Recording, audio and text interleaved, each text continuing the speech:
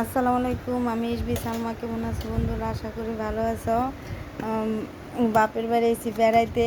আমার জামাইরে এই যে খাবার দিছি, শ্বশুর বাড়ি খাবার পাঙ্কাশ মাছ বোনা, আর এই যে মুরগির গোস, পোলাও,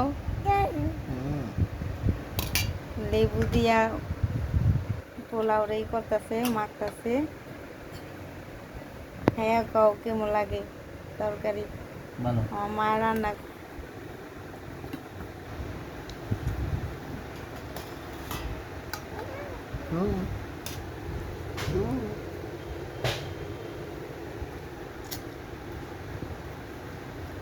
কেমন হয়েছে তরকারি?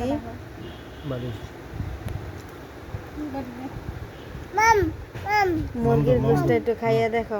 মাম দাও। মাম, আরে আমার ছোট পাখি মাম মাম করতেছে, আমার বাস্তি।